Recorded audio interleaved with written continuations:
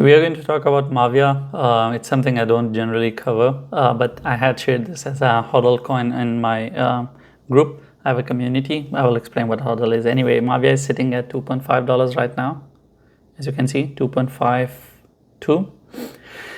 And the expectations from Mavia, I'll share the TA first, then I'll talk about the overall fundamental and everything about Mavia.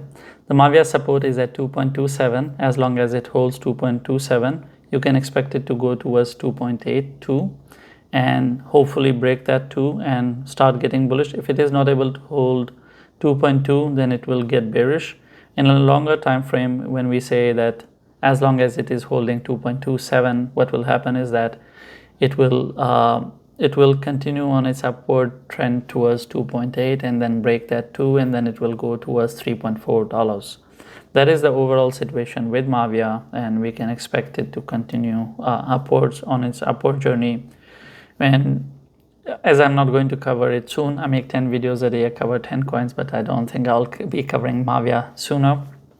So considering that is your support, for a longer time frame, if it doesn't break that support, you can expect it to go towards $3.4, and it can actually go up to $5 as well. That wouldn't come as a shock. Now, talking about HODL, what I mean by HODL is that this is something I shared in my community. Is of course it's a paid community. I charge $10 a day, $10 a month for it, but I shared this thing around $1 something, and it did, I think it was 1.2 when I shared it, and it went towards 2.7, so it already did more than 100% on spot. And right now, as you can see, that it is trying to hold 2.5. It has created major amount of fight, but it is losing it a bit, and I'll tell you why. The reason for it is that, and why the support at 2.2 instead of 2.5 is simple. This token has a lot of unlocking that is going to continue for next few years. The dramatic unlocking where the coins double is going to start towards the end of year. So what will happen is that is the same thing as it happened with Arbitrum, but Arbitrum was very aggressive with it. Arbitrum literally unlocked 100% more tokens, and it doubled the supply. When the supply doubles and the demand is still there in the half amount, then that means that the correlation of demand and supply has broken, and it is going to drop. This is something I shared when Arbitrum was around $2. I told you that this thing is going to bleed dramatically. People couldn't understand, and we saw it going towards 60-70 cents, and that was not a shock. And I told you at that time that they will blame it on the market, that it is not us, it is the market, but it is them, because they're releasing a lot of tokens. It's a vesting period, so people generally invest. There are seed investors, the most early investors. Then you have private investors, and then you have community investors. Seed investors have received Mavia for $0.2 price. Private investors have received this Mavia token for 0.4, which means that at the time of launch, whatever is the price, seed investor is already sitting at hundreds of percentage of profit, and they received 6.6% of the total investment they had done at the day of launch. I've never seen anyone giving seed investors their money back so quickly.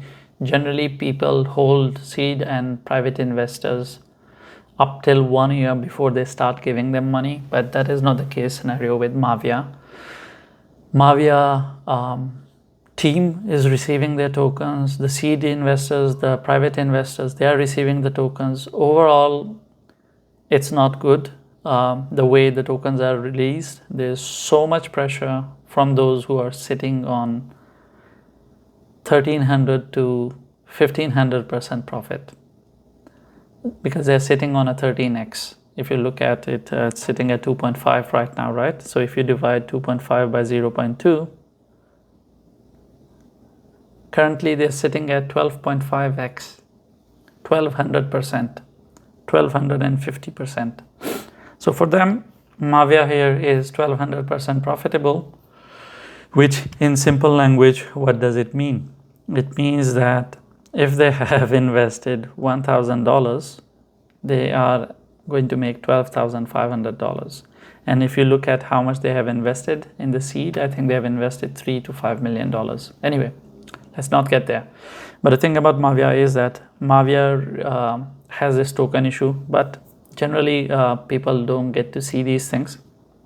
The beauty of how you get retail investors stuck in a project is because retail investors never have an idea, which is why I shared it as a huddle with my community as well, because I have faith in the stupidity of retail investors that they will fall for it. And that is exactly why we made return on it, because I shared it at 1.2. I knew that people are going to look at the chart. Oh, it has created $10 as its all-time high. It's sitting at $1. Imagine if it goes to all-time high, that's a 10x. That's how they think. But what they don't understand is that in the start, there were not so much tokens to sell. But with every release, they have a release in 16 days. Not 16 days, I think it's in 8 days. Something like that. You can check their vesting. And they have release every month. They have a particular date for it. And with every release, the number of tokens are increasing. And I have looked at it by closer to March, they're literally going to double the supply. And of course, that doesn't mean it's going to end. And then towards the end of next year, they're going to increase the supply by 400%, which means that if now the circulating coins are 1 million, it will be 4 million. I'm just giving you easy math so you could understand.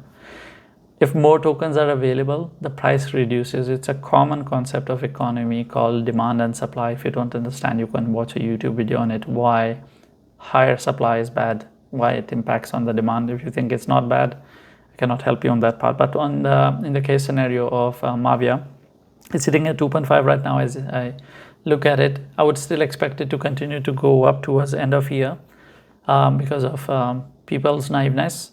And that is how you can utilize it for yourself. I think they will try to push it towards $5 before the actual case scenario starts happening with it. And this is not uncommon. It's very common with gaming projects. All gaming projects in the long run, they always die, and there is no way to fix it. Whether you look at XZ Infinity, whether you look at StepIn, which is GMT, whether you pick any other project out there that is a gaming project, they have a perpetual inflation problem and there is no cure for it. And the reason I'm talking so long about it, it's 8 minutes video right now, is just so you have a clarity how to get in and how to get out. People generally don't understand and they fall for it. There's a coin called Pepe. The early investor who got in early when it just got launched, he's sitting on 1.6 million X. His $1 is equal to $1.6 million now. So if someone is sitting at that, on average, you can understand people are sitting on 1000X, which means that 10 people are going to continue to slowly sell on retail investors and continue to milk the project. And they will do it for next few years, which means that the only person who is going to make big money on spot by holding are them. It's 10 people holding 45% of the supply, and they have around 160,000 investors. So it is a hilarious situation, but it's not my first time. I've seen this with Shiba, Dodge, Flocky. I see it over and over again, but people never look at fundamentals. They look at the graphs. Trading is a separate thing. You put in a stop loss. You don't expect it to crash or anything. Even if it crashes, you have stop loss to stop it and save you. If you're trading, you can trade anything, good or bad fundamentals. Fundamentals don't come into play when you're trading.